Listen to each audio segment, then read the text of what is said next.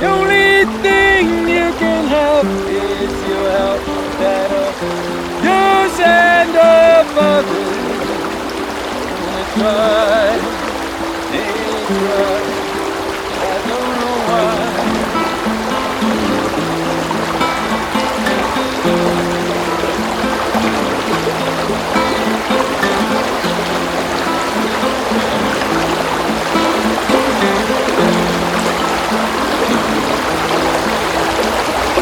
I remember the voices laying down the beach.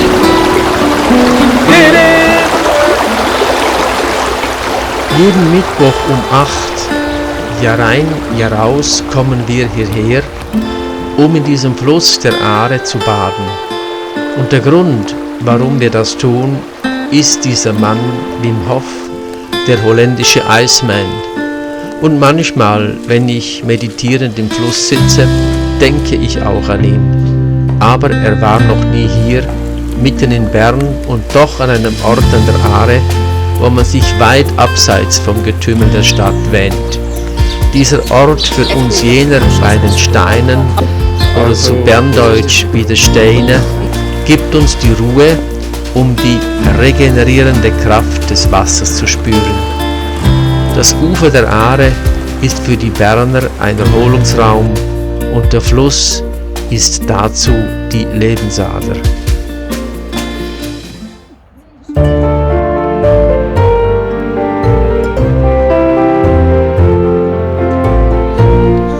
So läuft unser Aarebad jeden Mittwoch ab, immer nach dem gleichen Muster. Wir treffen uns bei jedem Wetter das ganze Jahr über um 8 Uhr bei den Steinen, wobei die etwa 15-köpfige Gruppe nicht immer vollzählig ist. So ist es auch an diesem Vormittag am 13. Januar 2021. Es ist einer der seltenen Morgen, an denen es Schnee gibt. Die Lufttemperatur ist knapp über Null und etwas mehr als die Hälfte der Gruppe hat sich trotzdem die Zeit für das Aarebad genommen.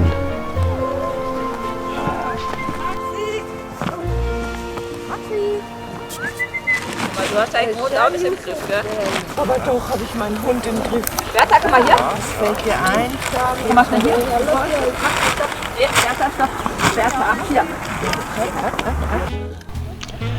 Je nach Laune und Wetter trifft der eine oder die andere etwas früher bei den Steinen ein.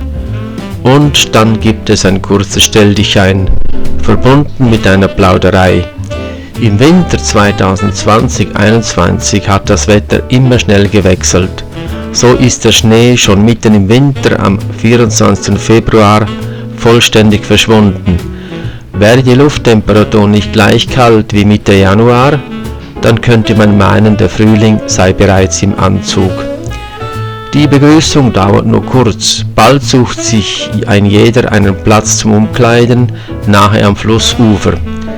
Wie es so ist, stellen sich bald Gewohnheiten ein. Von einer eigentlichen Platzsuche kann ja nicht die Rede sein, denn ein jeder von uns weiß, wo dieser ist. Hoppla, das ging jetzt ein bisschen schnell, die Böschung hinunter.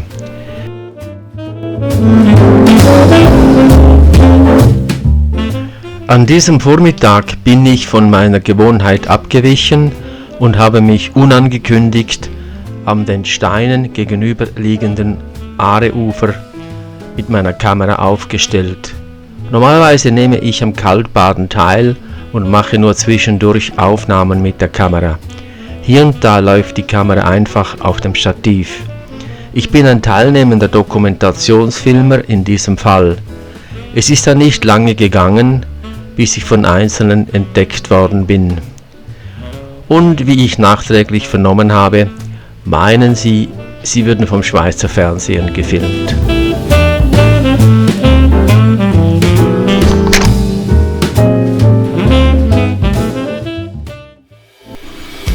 Unsere Garderobe ist eine Freilufteinrichtung, und zwar eine ganz praktische.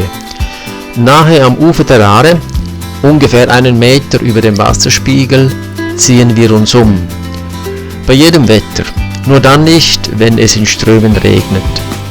Die Natur hat diese Gemeinschaftskabine in Anführungszeichen äußerst praktisch, wie bereits gesagt, eingerichtet. Die Uferböschung besteht aus 2 Treppenstufen. Auf der unteren erdigen stehen wir in der Regel auf einer mitgebrachten Gummiunterlage, damit die Socken trocken und sauber bleiben. Und wenn nötig, sitzen wir auf die darüberliegenden steinerne Teppe, um die Schuhe auszuziehen, oder stützen uns darauf ab, um die Hosen abzustreifen. Dort deponieren wir auch unsere warmen Kleider inklusive das Frotteetuch.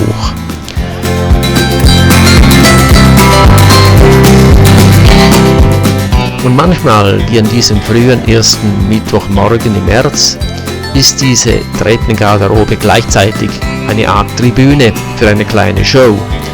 3 unserer Mitschwimmer machen sich einen Spaß daraus, ihre neuesten Badehosen vorzuführen. Alle 3 treten mit dem gleichen, äußerst knapp bemessenen und mit einem Leopardenmuster ausgestatteten Kostümen an und posieren sogar für einen WhatsApp-Clip.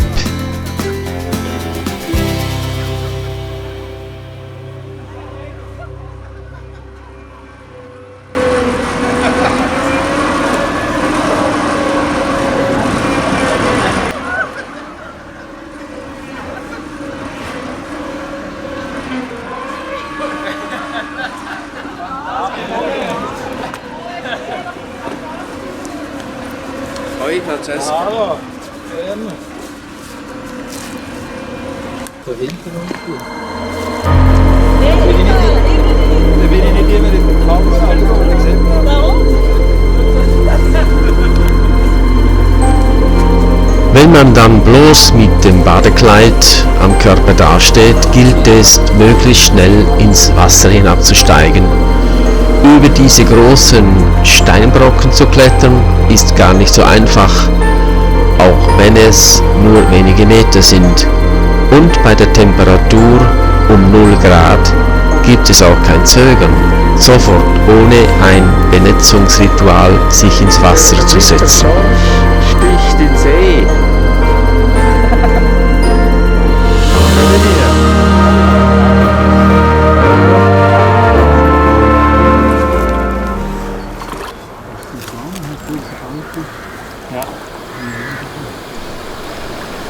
Dann, wenn wir bis zu den Schultern oder sogar bis zum Hals im Wasser sitzen, ist da der entscheidende Moment.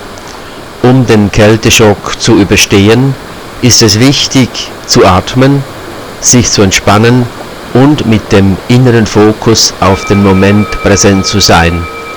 So verebbt der Kälteschock bald, nach höchstens 1 Minute, und macht einer erholsamen inneren Ruhe Platz. Vielfach benutzen wir diese kostbaren Minuten auch zur Meditation. Wir sind dabei keine Sonnenanbeter, wie die wie zum Gebet gefalteten Hände auf den ersten Blick scheinen mögen, sondern mit dieser Haltung können wir uns besser konzentrieren und die Hände werden auch vom Kälteschock zum größten Teil verschont. Aber auch so zieht sich die Körperwärme aus den Extremitäten zurück ins Zentrum, zum Herz vor allem, um die lebenswichtigen Organe zu schützen. Viele bleiben im Wasser nach einer Faustregel, pro Grad Celsius Wassertemperatur 1 Minute.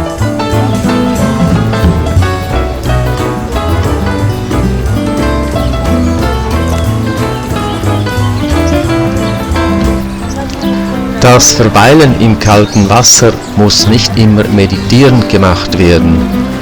Jedem das Seine, jeder verhält sich nach Lust und Laune. Und wenn die wasserscheue Maxi auf sicherem Boden ihren Spieltrieb partout ausleben will, dann lässt sich das auch vom kalten Bad aus bewerkstelligen. Die Rückkehr zur Freiluftgarderobe ist dann auch eine kleine Kraxelpartie.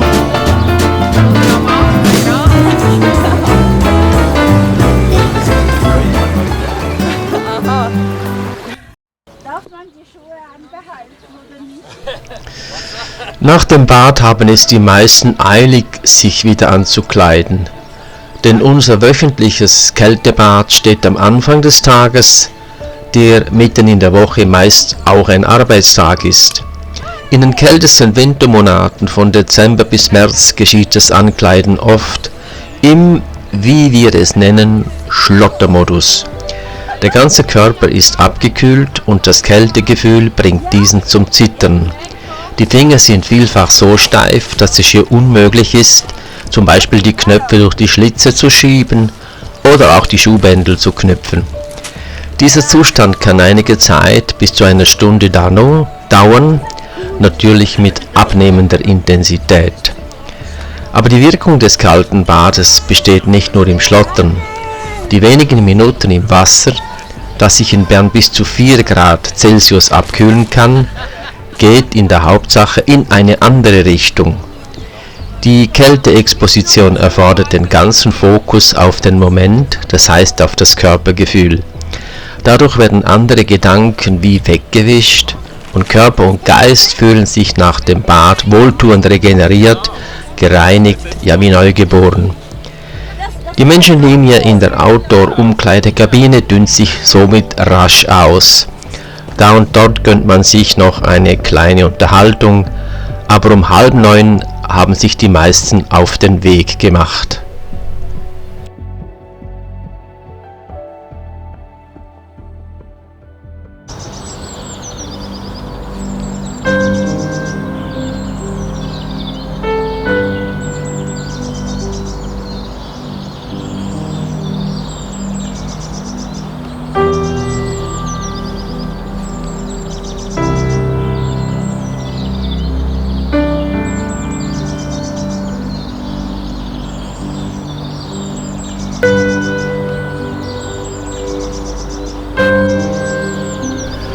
Nachdem der wöchentliche Ablauf in einem Zeitraster geschildert worden ist, gehen wir jetzt der Frage nach, warum wir uns auf die Kälte überhaupt einlassen.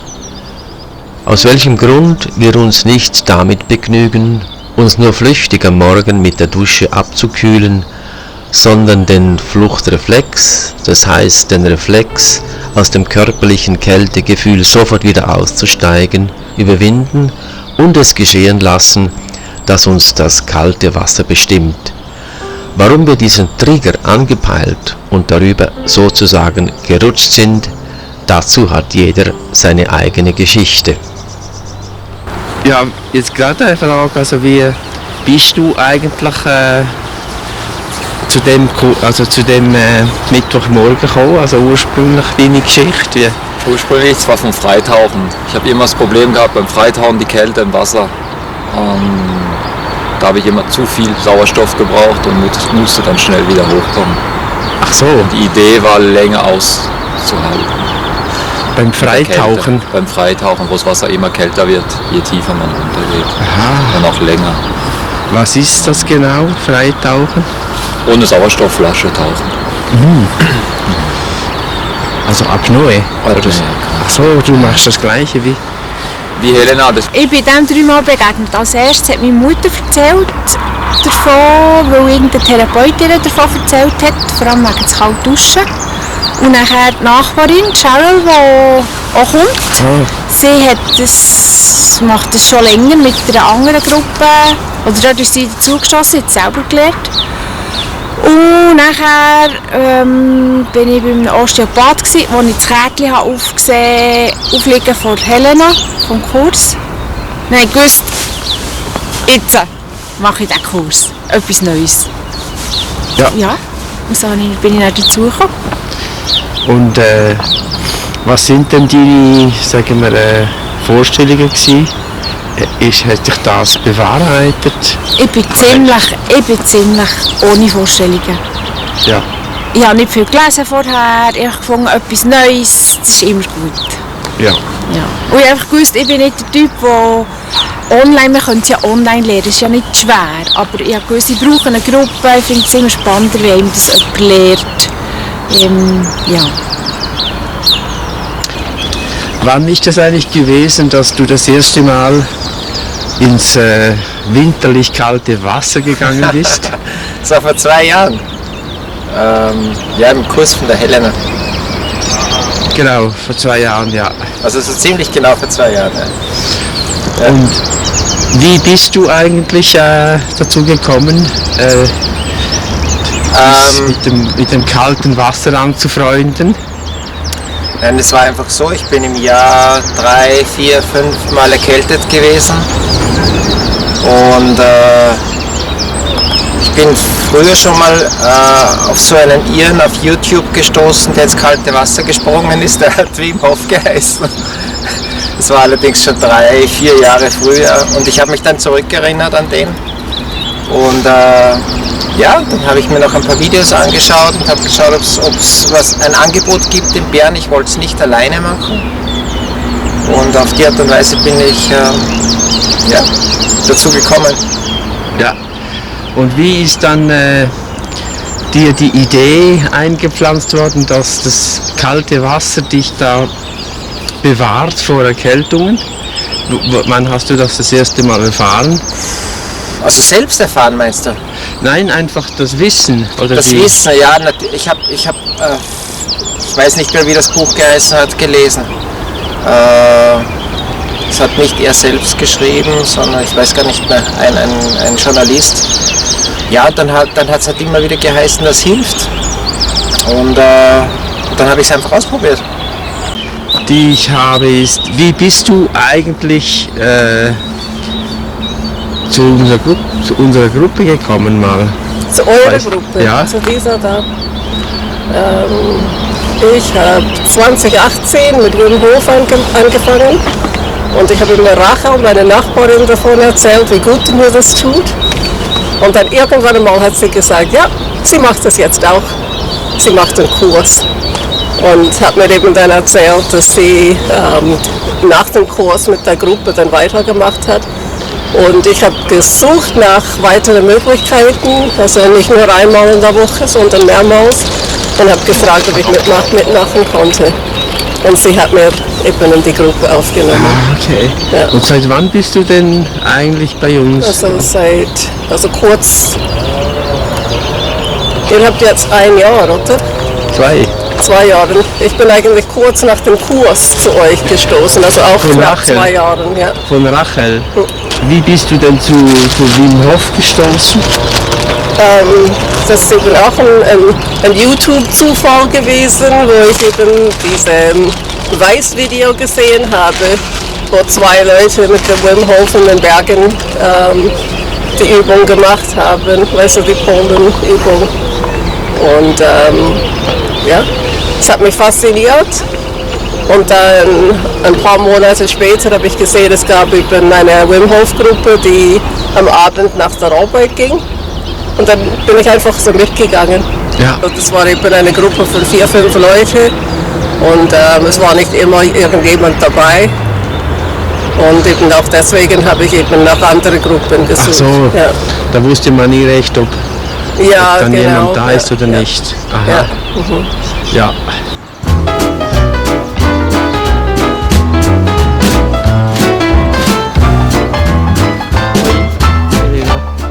Helene Wenger steht am Anfang dieser Gruppe. Ohne sie würde diese nicht existieren. Sie ist nicht immer dabei, nur ab und zu. Aber heute, Anfangs Juni 2021, kommt auch sie zum morgendlichen Arebad. Er hat einfach die Luft angehalten und stark geatmet, der Wim Hof. Ja. Und hat dann ganz lange im Eis sitzen. Ah, okay. Genau. So lange wie man ja eigentlich sagt, Medizin hat ja vorher gesagt, ein Mensch im Eiswasser nach 15 Minuten ist er tot. Und da kommt einer und hockt 2 Stunden rein. Ja. und steigt pudelwohl wieder raus. Das hat mich schon recht beeindruckt und denkt, da muss man mal hinschauen. Genau. Jetzt hast ja du einen Weg gemacht, den wenige machen. Also, du bist ja dann sogar Instruktorin geworden. Was ist es? Was hat dich denn motiviert, dich dann so tief einzuschlagen in das Wim Hof-Methode? Ich bin so ein bisschen jemand, ich mache nicht sehr viel.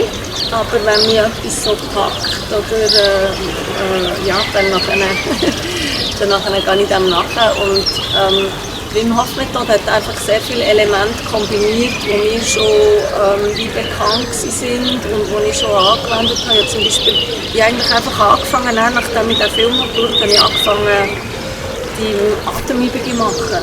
Und habe das eingebaut in Atemroutinen, die ich schon gemacht habe, jetzt aber noch auch am Morgen. Und dann habe ich einfach gefunden, das ist super, das tut mir gut. Das habe ich gespürt, ohne sehr viel dahinter zu wissen. Und dann habe ich das weitergezogen und dann habe ich so einen Online-Kurs, in dieser Zeit hat es ja noch keine Kurse gegeben, Live-Kurse in der Schweiz. Und dann habe ich so einen Kurs angefangen und habe auch, das ist eine lustige Geschichte, weil ich dann nach der ersten Woche von diesem 10-Wochen-Kurs habe ich meinem Mann gesagt, du, also ich habe schon immer kalt geduscht, oder schon lange. Und die Atemübungen tun mir gut, ich will da weitermachen, ich melde mich für die Ausbildung an. Aber ich habe eigentlich erst angefangen mit dem Wochenkurs. Und dann in der zweiten Woche habe ich eine Minute kalt duschen und bin fast gestorben. Ja, im Nachhinein habe ich dann gemerkt, dass das so ein bisschen zyklusbedingt war. Ich war vor meiner Periode und das hat eigentlich dann den Ausschlag gegeben, dass es ein bisschen schwieriger war und es ist dann auch immer besser geworden und ich habe das nach 10 Wochen abgeschlossen. Aber es ist mir ein bisschen so gedacht, in 10 Wochen, oh mein Gott, was habe ich mich da eingeladen, aber ich hatte schon den Flug gebucht, ich hatte schon die Ausbildung gebucht und habe gefunden, ja, jetzt schauen wir mal, machen wir mal weiter. Genau, und so ist das passiert. Viele wissen ja von dem Iceman, von Wim Hof, kennt man von seinen Videos her und du hast jetzt eigentlich ihn persönlich genauer kennengelernt.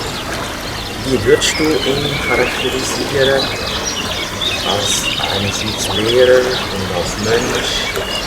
Ist er bei dir angekommen? Wim ist sehr, also für mich sehr, für mich ist so ein alter Yogi, wo wirklich das verinnerlicht hat, die Präsenz von einem Yogi zu haben, im Jetzt zu sein und gleichzeitig aber auch den Fokus auf seine Ziele zu haben. Er will die Methoden in die Welt bringen. Er hat mal so eine Aussage, ist mal gesund sein, sollte wieder normal sein, nicht krank sein.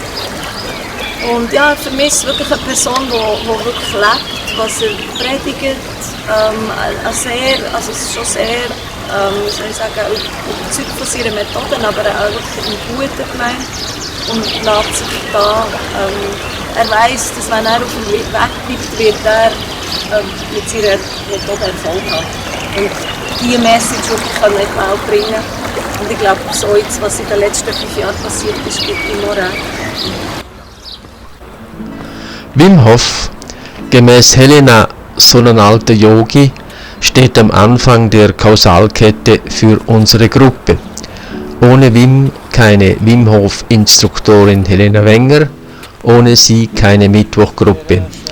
Wim ist heute ein Megastar. Im Netz wimmelt es von Filmen von und über ihn, unter anderem über seine Spitzenleistungen mit Klicks über 8 Millionen. Aber am Anfang von allem stand sein Schmerz über den Verlust seiner Frau, die in jungen Jahren Selbstmord begangen hat. Daraus entstand das, was er uns jetzt gibt. In seinem Lied Broken Heart besingt er das immer noch unfassbare Ereignis. Er träumt vom wilden Mädchen, vom Fliegen, vom Leben in den Bergen, jedoch alles gipfelt in der Frage: Ich möchte wissen, warum du mich verlassen hast vor so langer Zeit, mit meinem gebrochenen Herzen. Ich suche einen Weg, mein Inneres zu heilen. Ich suche die Worte dafür in mir. Soweit Wim Hof. In diesem Lied steckt für mich die zentrale Botschaft von ihm. Und das, was er erfunden hat, die Kälteexposition, hilft uns, jedem von uns, auf dem Weg zur Selbstfindung. ¿Sabes por qué tú me has dejado tanto tiempo, corazón, corazón dañado? buscando como para curar allá adentro, estando la libertad más allá. Ahora me voy. Hey, hey. How could they get in alone? Finding them words in your heart to find it. Aber die Gruppe hat eine dynamische Entwicklung hinter sich und ist offen für alle. Nicht alle Mittwoch-Kaltbader und Baderinnen haben einen eigentlichen Wim Hof Background, in dem sie einen Kurs besucht haben. Das ist auch gar nicht nötig, aber irgendwie stoßen dann halt viele doch auf den holländischen Iceman. Kurs. Sicher, ist alles schwarz, muss ich sagen. Hey, am Anfang ist ja gut mit dem Regen, weißt du, das macht noch Eindruck. Sicher. Dass du so im Regen kommst. Also, Schirm und Melone, 90 Franken Schirm. Dann ist schon 30 Jahre. Hat sich denn deine Beziehung zur Kälte geändert durch die Bäder? Oder hast du voran schon können dich im Kalten aussetzen? Ohne den Fluchtreflex, oder? Meistens einmal kalt duschen und habe gedacht, möglichst schnell und wieder raus. Und also jetzt... das habe ich auch nie so lange gemacht, wirklich kalt duschen. Das hat schon ziemlich etwas geändert. So ja. Das Ausharren im kalten Wasser oder auch eigentlich fast täglich tue ich kalt duschen, mache so die Atemübungen vom Hof und dusche dann kalt. Und irgendwie das Kalt ist nicht mehr so kalt wie vor 2-3 Monaten. Ja. Hat sich also schon ziemlich etwas geändert. Jawohl. Und eben, du hast hier noch erwähnt, ist dir der Wim Hof wichtig oder spielt der da eine Rolle in dem ganzen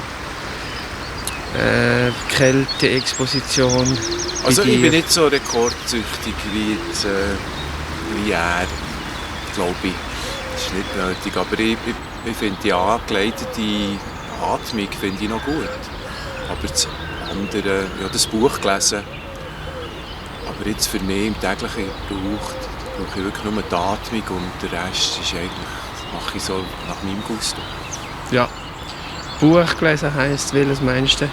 Nie mehr krank. Aha. Nie mehr krank vom Wim Hof, da ja. Eisbaden. Halt einfach sich aussetzen dieser Kälte, weil wir, ja, ich glaube einfach immer in der gleichen Temperatur sind, in unseren geheizten Wohnungen und geheizten Büros, dass man die Schwankungen gar nicht mehr hat, dass der Körper sich... Hast du einen persönlichen Bezug zu Wim Hof oder nicht? Nein. Ja. Ich habe ihn nur das eine Mal kennengelernt, da beim Swiss Ice Challenge. Da bist du auch dabei warst gewesen. Du auch, oder? Ja, genau. Ja. Da habe ich eben ein bisschen mit ihm geschwätzt, aber sonst, nein, kein persönlicher Und wie Bezug. ist so dein Eindruck von ihm als Person? Er spinnt. Hä? Er spinnt. Er spinnt? Ja. Also wie du, wir spinnen ja alle, oder? Ja, das ist ein sehr spezieller Typ, würde ich sagen. Ja. Also, es ist sicher nicht wegen seiner Persönlichkeit, dass ich das mache, sondern weil ich einfach festgestellt habe, dass es mir gut tut. Ja. Und eben, natürlich ist es eben seine Methode. Also so, das hat mir geholfen. Ja. Mhm. Okay. Also die gegen den Wechsel sind, müssen zu der Patricia und alle anderen weg. Alle anderen weg, ich muss noch nicht. Also Wechsel oder kein Wechsel? Hey, du kein Wechsel, jawohl. Du bist neutral. Es gibt auch Enthaltungen, oder? Es geht allen gleich. Das Kaltbaden in der wunderschönen Aare ist nur im Rahmen der Gruppe möglich und erstrebenswert. Und das nicht nur deshalb, weil im Wim Hof Kurs als Vorsichtsmaßnahme nur in Begleitung einer anderen Person das Bad im sehr kalten Fluss gestattet ist. Obwohl das Kaltbaden mit fortschreitender Praxis immer leichter fällt, geht es dann praktisch doch nicht ohne diese Gruppe. Denn ein solches regelmäßiges Bad bedeutet doch eine psychisch-körperliche Anstrengung und ist ein Engagement, zu welchem das Zusammenbaden eine äußerst starke Triebfeder ist. Dabei bestehen die Gruppenaktivitäten nicht nur im gemeinsamen Bad und kurzen Gesprächen. Diese Bilder dokumentieren eine Abstimmung darüber, zu welchem Messenger-Dienst die Gruppe wechseln soll, nachdem sich viele im WhatsApp wegen der Datensammlerei nicht mehr wohlgefühlt haben. Gewonnen hat dann Signal, Telegram und Threema blieben außen vor.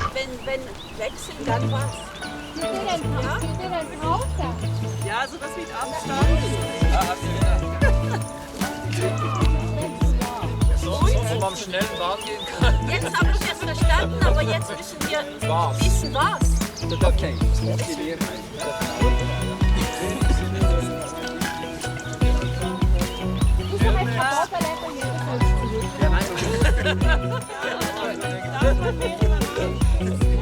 Ja.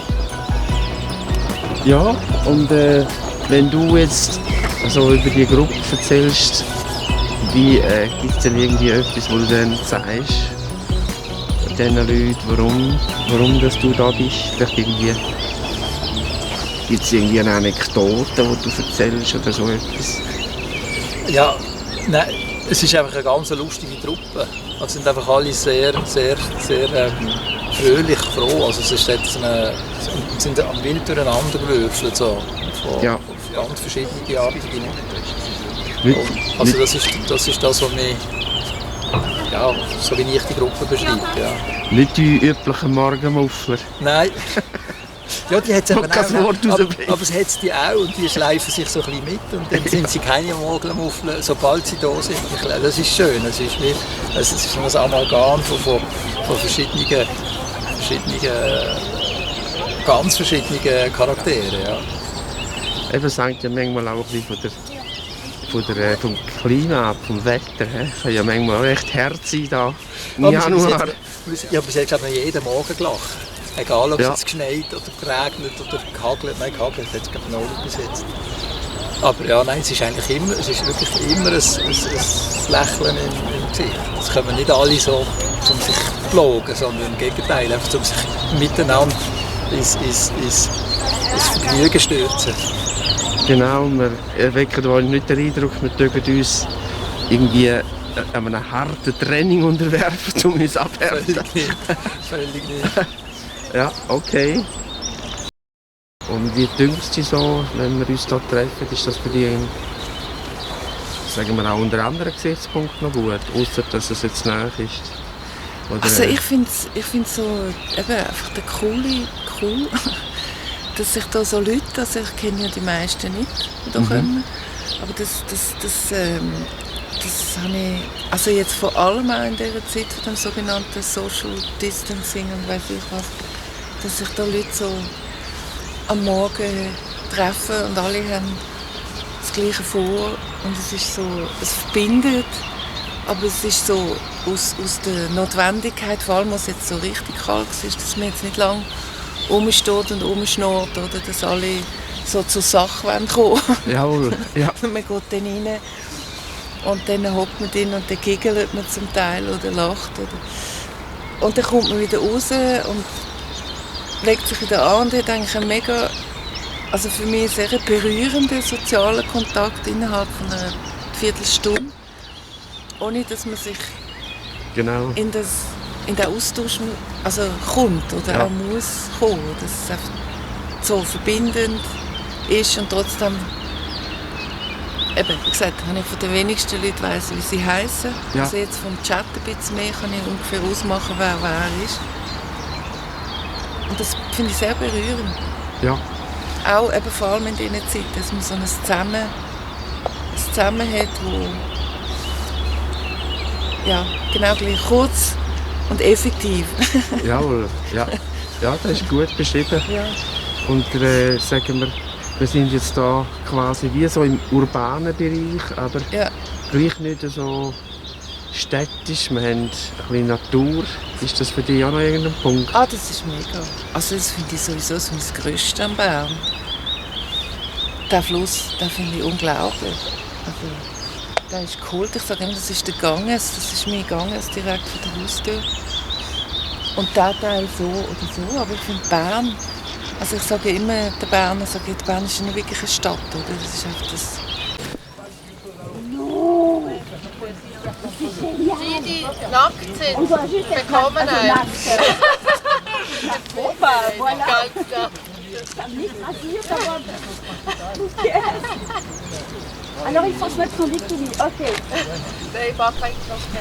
Die Gruppe lässt es sich nicht nehmen, jedes Jahr ihr Bestehen mit einem Glas Sekt zu feiern.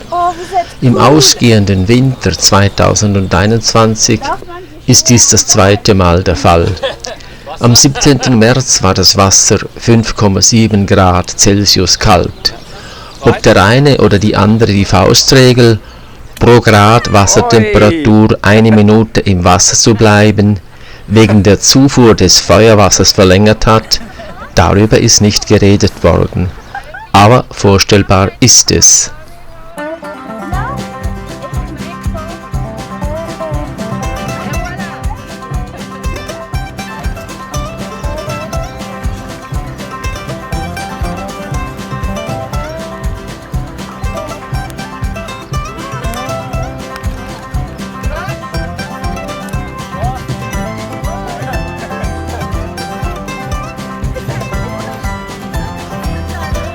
Prost, George. George. Alex.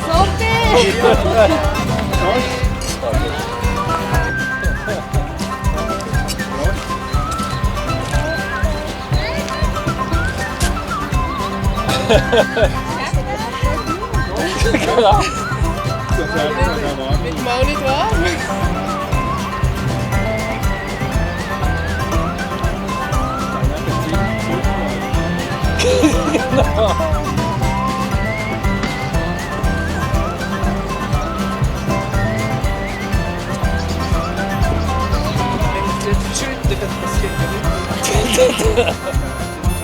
Kannst du dann nachfüllen?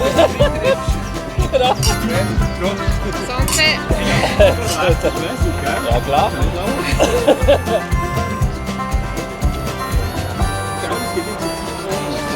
Ja,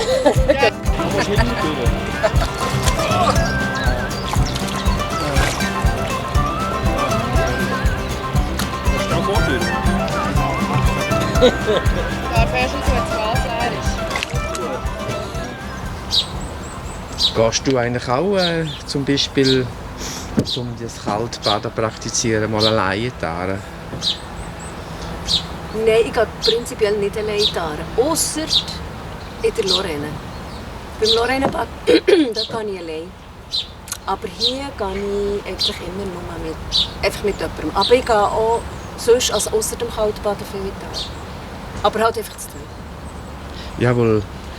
Also, und was ist denn der Grund, warum du nicht alleine da gehst? Ja, einfach weil ich Tara auch recht respektiere. Und ja, das ist auch eine Angst. Also Angst im Sinne von, ich will einfach immer zu tun. Ja. Jetzt kommst ja du da zum Mittwochschwimmen. Da sind wir eine Gruppe. Und hilft dir denn das beim Aareschwimmen, dass wir eine Gruppe sind? Ja, unbedingt. Unbedingt. Ja. Also jetzt sicher mal beim Kaltschwimmen und vor allem mit der Überwindung halt ins kalte Wasser zu gehen, hilft die Gruppe sehr. Weil ich weiss, am Morgen steht auf und alle gehen. Ich weiss, alle sind dort am 8 Uhr und wir sitzen in das kalte Wasser oder schwimmen, je nachdem, wie kalt es ist. Und da hilft die Gruppe natürlich sehr. Das, weil dann kann ich wieder den Kopf ausschalten und dann gehe ich einfach und dann sind alle da und doch ein bisschen den Gruppendruck halt, aber der gut ist, in dem Sinn. Ein guter Gruppendruck. Und dann ist halt einfach auch die Gruppe schön. Also, durch das neue Leute habe gelernt kennen, also kennen die Leute noch nicht so gut, aber zum Teil schon recht gut. Und das finde ich auch schön, durch so etwas anderes, also durch andere Aktivitäten neue Leute lernen zu kennen, die in mein Leben kommen. Und das ist bereichernd, das ist schön. Ja, also kann man da sagen, Fühlst du dich wohl in dieser Gruppe? Ja, sehr. Ja. Eigentlich von Anfang an sehr. Und ja, so durch den Sommer verschleddert es halt ein bisschen, das Jahr sowieso mit dem Hochwasser. Aber im Winter kommt es dann immer wieder und das finde ich schön. Ich genieße es sehr. Und ist es dann so unter der Woche? Also die Gruppe verschwindet ja nicht einfach um 8:30 am Mittwoch und kommt wieder am 8 Uhr. Die Gruppe ist nicht einfach nur einmal für mich quasi wie eine physische Sache, sondern es ist auch unter der Woche ein bisschen, es läuft manchmal ein bisschen etwas. Ja, es läuft manchmal recht viel auf unserem, jetzt neuerdings auf unserem Signal-Chat. Und es ist auch schön, dass man wie verbunden bleibt. Und ab und zu kommt meistens ist es sehr lustig, kommt irgendein lustiger Witz von George oder manchmal, und natürlich deine Updates immer am Mittwoch, nachdem dass wir schwimmen. Oder du tut sonst irgendjemand etwas posten zum Kaltbaden zum Beispiel. Und so bleibt man ein bisschen verbunden, auch ohne den Ang. Ja. Ja, ist zu diesem Tag besonders, weil es einem dann so wie durch den ganzen Tag begleitet. Dann jetzt, wenn es kalt ist, so der Prozess vom Körper, der sich wieder aufwärmen muss. Und man spürt zuerst die Kälte, die bis in die Fingerspitze und in die Fußspitze geht. Und dann so das Zurückerobern im Körper von der Wärme. Und das ist ein schöner Prozess, der mich auch glücklich macht und der auch Energie gibt den ganzen Tag. Aber ich finde, das nimmt schon mit, die ganze Woche. Und einfach halt ein zusätzliches Gefühl im Leben, das man hier hat. Wo einfach für mich ein Teil ist vom Körperbewusstsein und von der Gesundheit, die ich haben kann. Ich hatte ein bisschen Angst das erste Mal, weil was ich vorher gemacht habe, ist wirklich nur 2 Minuten in der Aare schwimmen, also im Winter auch. Und ich habe gehört, dass es in dieser Gruppe viel länger im Wasser geblieben wird und ja, genau, bis 10 Minuten im Wasser sitzen und diese Übungen etc. Und ich habe gedacht, wow, das ist plötzlich morgens war um 8 Uhr, dass man sich bei der Aare also wirklich direkt beim Wasser umzieht. Und dann habe ich auch gedacht, ist das überhaupt etwas für mich? Ist das schwierig? Muss man Training haben? Und ich denke, nach einmal habe ich schon gemerkt, dass es gar nicht die Idee ist, dass es gar nicht kompetitiv ist zum Beispiel, dass die Idee auch nicht ist, so lange wie möglich zu bleiben und dass es auch andere Leute gibt, die keine Ahnung von dieser Methode haben und dass man trotzdem auch willkommen ist und dass man mitmachen darf. Was bedeutet dir das so in deinem Alltag, wenn du regelmäßig zu dieser Gruppe um 8 Uhr kommst? Ist dir das wichtig? Ich bin ein Gewohnheitstier. Also ich bin ein Mensch mit vielen so Routinen. Ich weiß nicht, ob man es so auf Deutsch sagt, aber das ist für mich eigentlich genial zu wissen, dass es fest ist, dass es immer Leute gibt, die mitmachen. Und nein, das ist für mich perfekt. Und ich finde besonders bei solchen Sachen, die natürlich nicht unbedingt Spaß machen, es ist nicht wie, oh, jetzt gehe ich ein Bier trinken oder ein Glas essen. Es ist trotzdem, morgen muss ich in die kalte Aare schwimmen gehen. Und ich finde, mir hilft es wirklich, dass es fest ist. Ich weiß, es kommt jeden Mittwoch eine gewisse Zeit und es gibt immer Leute dabei. Ich finde es super. Für mich ist es absolut keine Belastung, eher das Gegenteil. Das heißt, jedes Mal ist anders. Das ist, was es auch sehr spannend macht. Ich denke, grundsätzlich ist für mich das Spannendste, dass man Leute, also ein Covid-Jahr, dass man Leute trifft überhaupt. Also ich hatte nicht erwartet, dass ich in 2020 so viele neue Leute kennenlerne, oder? Und das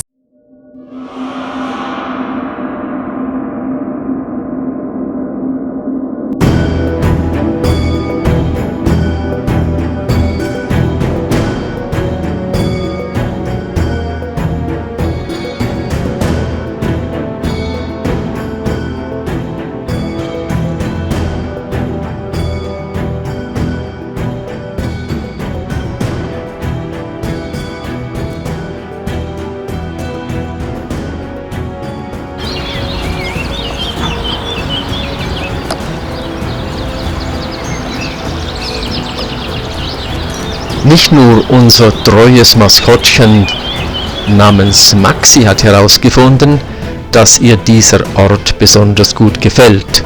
Uns allen hat er sich in den letzten 2 Jahren ins Herz eingenistet.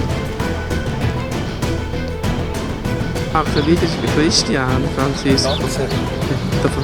Ja, ist gut. Die Dinge muss sie ja nicht einfahren im Schorsch. Das habe ich schon genug. Guten Morgen.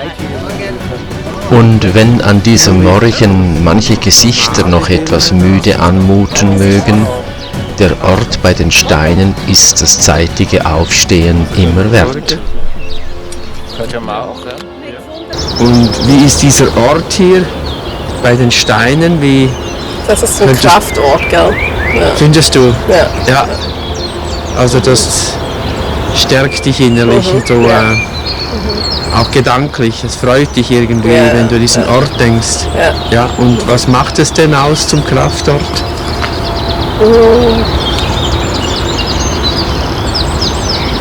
Ich mag, wie die Steine so unbeweglich sind. Also sie, ich glaube, sie helfen mir bei der Kraft.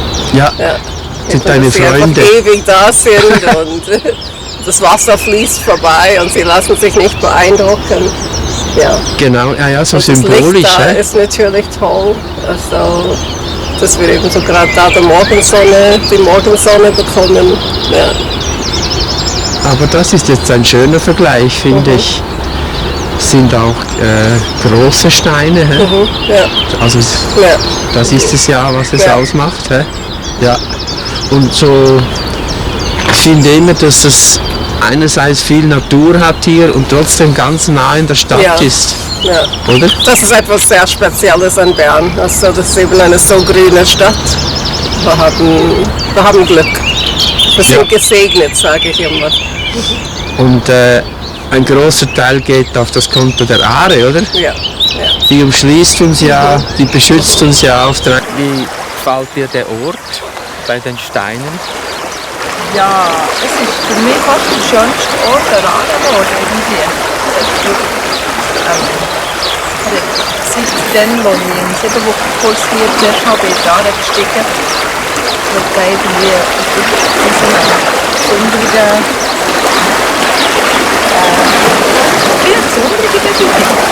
jetzt auch nicht total überbewertet, aber einfach so, dass wenn ich dran vorbeilaufe oder so, ich habe einfach sehr, sehr gerne und das gefällt mir sehr, sehr gut. Ich finde es gut mit diesen Steinen und man ist irgendwie so ein bisschen geschützt, wenn man ins Wasser steigt. Das gefällt mir sehr. Jawohl, also Steine, die sind ja wirklich etwas Markantes da. Und was kennt ihr die? Die Steine zum Beispiel, das ist ja eigentlich... Ja, zum einen gehen in Höhe und dann, wenn ich im Wasser bin, in einen Schutz. Das ist noch interessant. Jawohl.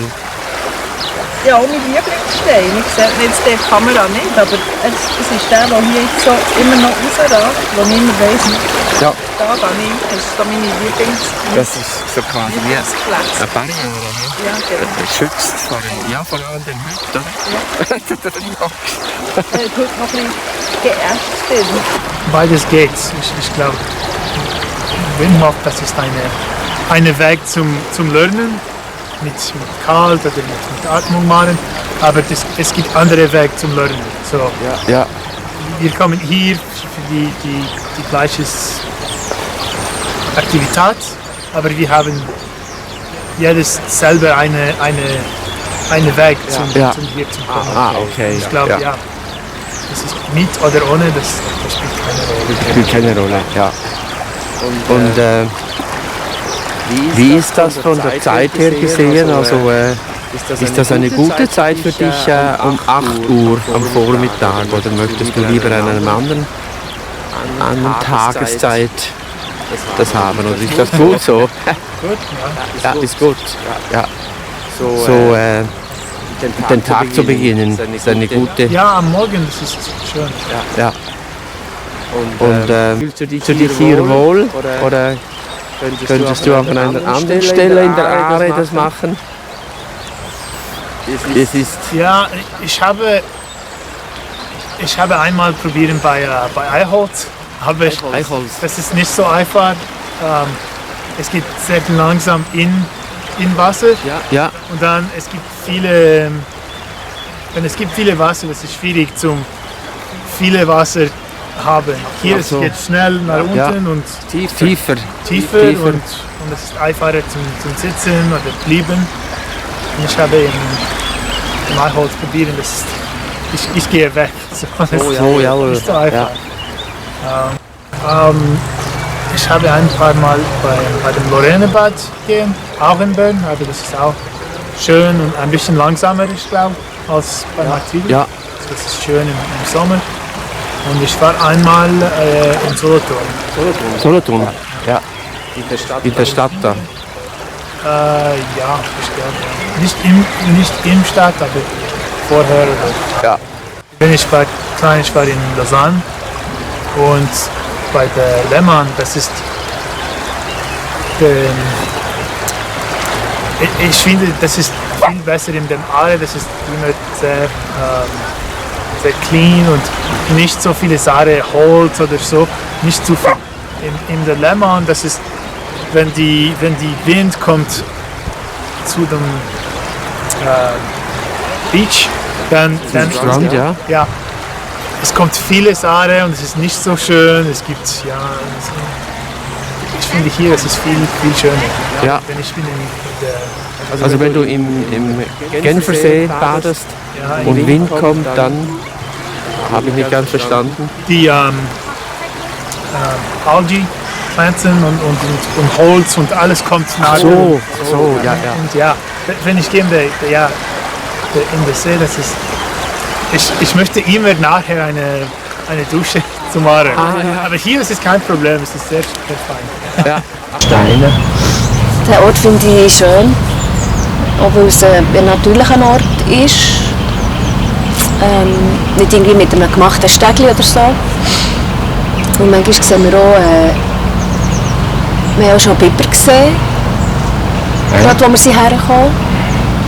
Und einmal ist es sogar ein Eichhörnchen. Ich glaube, am gleichen Tag, am gleichen Morgen, ist plötzlich ein Eichhörnchen schwimmen.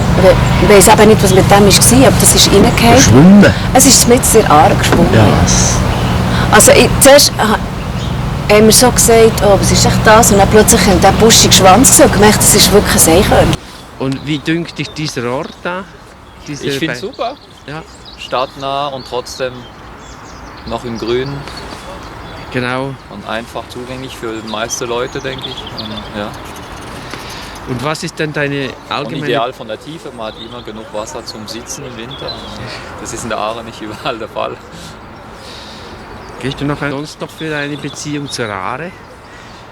Ja, ich wohne in der Aare, gehe oft fischen in der Aare und schwimme regelmäßig in der Aare. Ja. Fischen? Fischen, ja. Ah, du bist noch Fischer? Ja, ein wenig, ja. Ja, okay. Aber nicht hier? Ja, hier doch. Ja. Darfst du da? Hier darf ich. Da vorne im Bad nicht mehr. Ab Bad darf man, ja. Ah, also du kommst mit der Angelrute und ziehst die Fische Genau, auch noch mitnehmen, wenn es langweilig ist. Das wäre doch noch was. Und hast du denn immer nur Fische gesehen, nie einen Biber? Biber haben wir auch beim Aarenschwimmen mal gesehen. Ja. Aber da im Bad. Von als wir im Bad saßen, dann ist der Biber vor uns vorbeigeschwommen. Also nicht? Als wir an der Aare saßen, im Wasser saßen, ist der Biber vor uns vorbeigeschwommen. Also hier oder nicht? Dort vorne. Ach so, ja was? Dort vorne im Bad. Ja. Und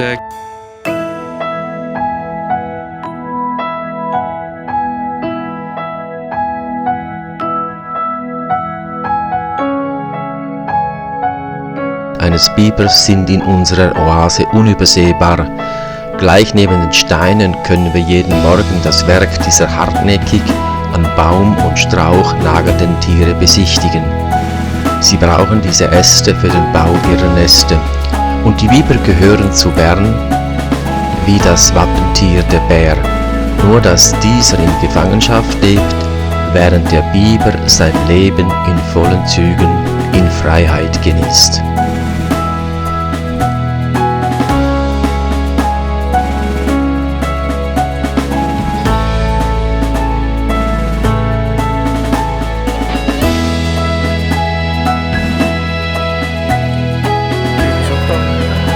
ist es eigentlich von der Tageszeit? Ist das für dich eine gute Zeit, um sich zu treffen? Ja, ich bin ein Morgenmensch. Ich fange früh arbeiten und ich genieße das. Ich finde, der Morgen hat so etwas Ruhiges. Es hat viele schöne Stimmungen, noch nicht viele Leute, die unterwegs sind. Und für mich ist es perfekt, dass ich bin um 6 Uhr im Büro, kann dann um 8 Uhr hierher kommen und kann dann wieder ins Büro. Das ist super. Also, okay, das ist für dich quasi ein Zwischenspiel. Ja. Und hast dann, wenn du ins Büro gehst, kannst du dann auch wieder... Oder bist du nicht im Schlotter? Mal, da habe ich zuerst auch, da kann ich die Maus noch nicht recht bedienen, so eine halbe Stunde lang. Ich soll mir ein heisses Kaffee nehmen und meine Hänge wärmen. Aber ja, vielleicht kann man jetzt einfach ein bisschen bluffen nach 2 Jahren, dass man sich wieder daran gewöhnt hat, obwohl, wenn es einmal ganz kalt ist, mit dem Velo zurückfahren, ist auch noch eine Herausforderung. Obwohl, ich muss auch zugeben, zwischendurch, wenn es grusig ist, nehme ich das Auto und lasse die Heizung an. Wir müssen aufpassen, dass wir ehrlich bleiben. Hast du das Handy jetzt gerade bei dir? Ja. Wie viel Grad ist jetzt Wasser? Hast du es, wo schaust du einmal nachher? Ich habe 2, aber eigentlich bin ich immer auf dem Aarenguru und dann gibt es ja noch Aare Marzili App. Aber ich gehe mal auf dem Aarenguru, da haben wir noch so lustige Sprüche, 6,1 Grad und dann steht noch Geduld, Geduld. Ich weiß nicht, ob man das sieht, ob man das kann.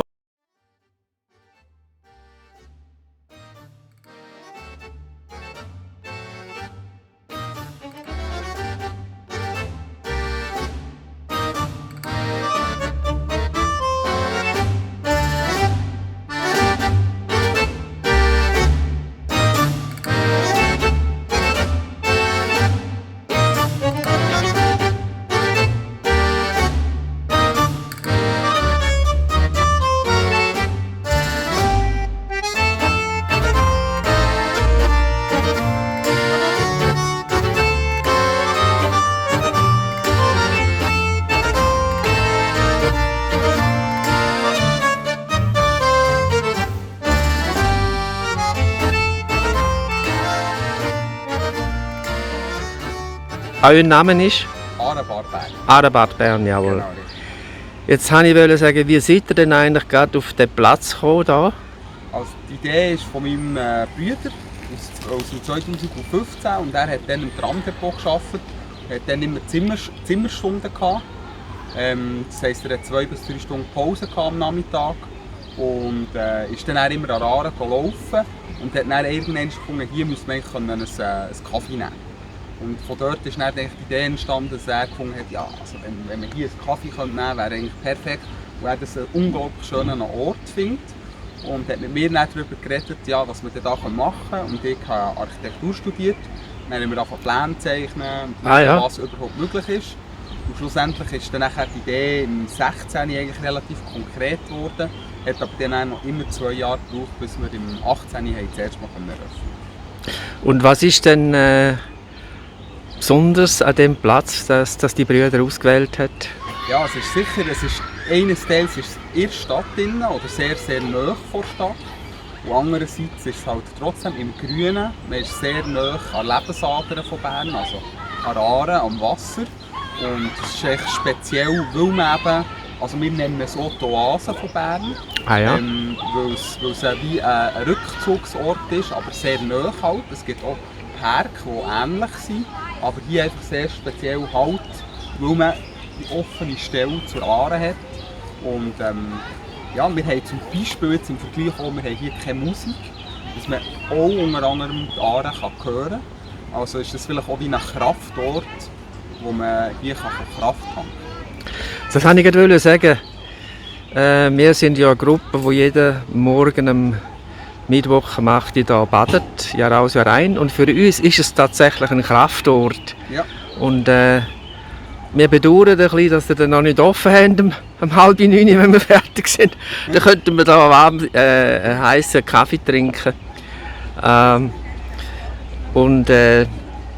Tust du auch baden in der Aare? Ja, ich gehe immer wieder sehr, sehr gerne baden. Ich muss sagen, ich bin eher ein Gefrierli. Von dem her, bei mir ist es eher so bei den 18 Grad, wo ich mich nicht reinwage. Und wenn ich heiß habe oder viel gearbeitet habe, dann probiere ich auch vorher ein bisschen zu tippen, sage ich dem, mit den armen Beinen. Aber im Moment, zum Beispiel, wenn sie so viel Wasser führt, dann bin ich jetzt eher noch ein bisschen ängstlich. Also bei mir geht es so ab den 250 Kubik, geht es mir dann ein bisschen mental ringer. Aber ich gehe sehr, sehr gerne schwimmen und für mich ist eben die Aare unter anderem ein Kraftort oder halt einfach auch, es ist ein Lebensgefühl. Auch, ich finde, es ist speziell bernerisch, weil die Aare sicher ihr Gleiche sucht in Europa, ein Fluss, der so zieht, diese Grösse hat und eben so bebadet kann werden. Darum ist es für mich ein sehr spezieller Fluss. Und was denkst du, dass wir das Vergnügen haben, sogar bei 4 Grad ins Wasser zu gehen? Ja, ich finde es super. Also ich kann mir eben vorstellen, dass es sehr gesund ist. Ich habe vor 2 Jahren eine 100-jährige Person getroffen bei einer Ausstellung und die hat gesagt, ihr Geheimnis von ihrer Jugend war immer noch, dass sie jeden Tag mindestens einmal kalt abduschen hat. Von dem her verstehe ich das sehr gut. Ich probiere das auch zu machen. Nach dem normalen Duschen mache ich immer den Finish kalt machen und darum finde ich eigentlich das sehr, sehr interessant und positiv, wenn man den Körper ab und zu herausfordert mit der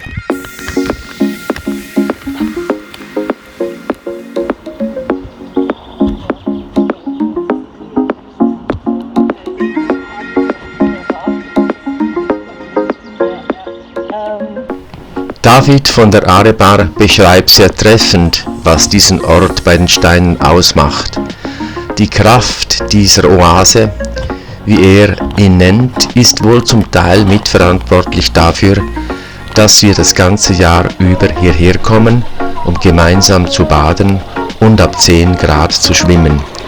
Etwas ganz Untypisches für Wim Höfler. Das sommerliche Aare-Schwimmbad jedoch gehört zum Lebensgefühl der Berner und Bernerinnen. Dann ergießt sich vom städtischen Schwimmbad Marzili bis zu einer kleinen Fußgängerbrücke, dem Schönausteg, ein kontinuierlicher Menschenstrom, um sich bei dieser Brücke in die Aare zu begeben.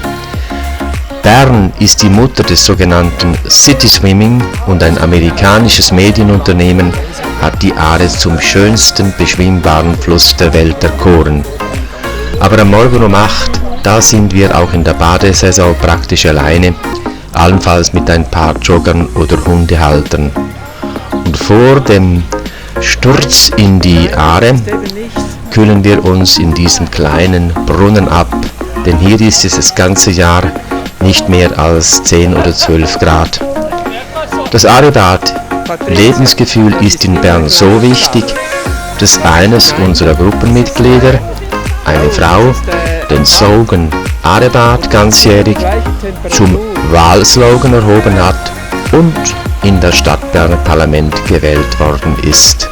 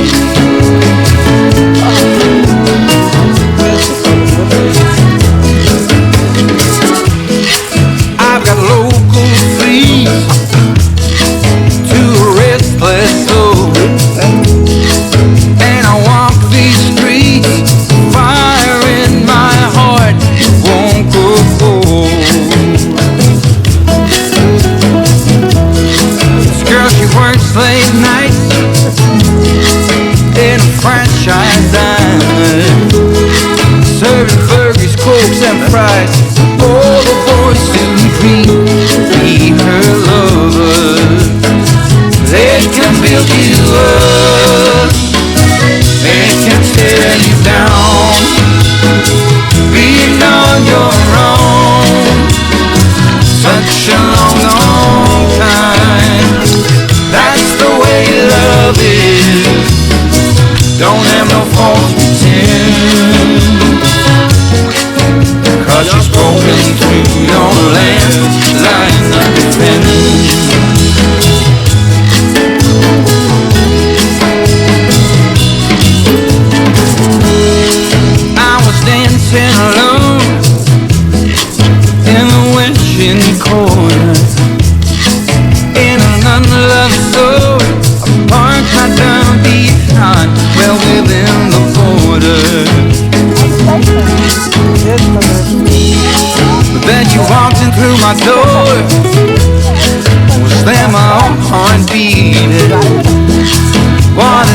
been before. It's a memory that's fading by the minute. It can build you up, it can tear you down. Being on your own, such a long, long time. That's the way love is. Don't have no false pretend, no. Cause she's broken through your last. Yeah, she's broken through your last. Yeah, she's broken through your last. Like nothing. I can live my life alone, like a lonely rolling stone. Do without your touch, just as right. Don't need it that much. It can build you up, it can tear you down. Being on your own, such a long, long time. That's the way love is. Don't have no false pretend. Cause she's broken through your land. Yeah, she's broken through your land. Yeah, she's broken through your land. So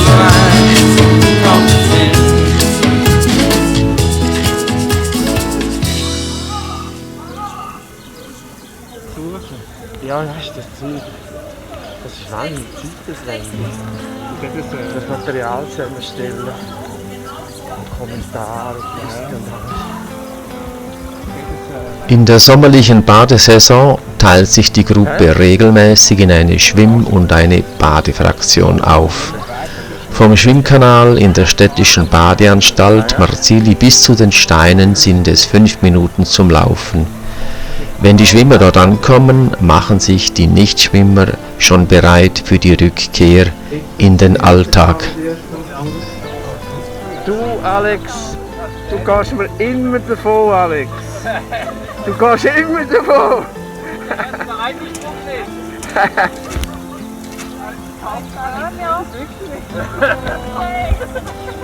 Wie hat dir gefallen, die erste Mal? Ah, super. Ich war gestern zwar schon in der Lorraine am Nachmittag. Und jetzt, Schwimmen ist immer eigentlich spannender als Sitzen. Oder einfach anders. Ja, der Sommer ist nicht. Genau. Gut, es ist natürlich noch wärmer.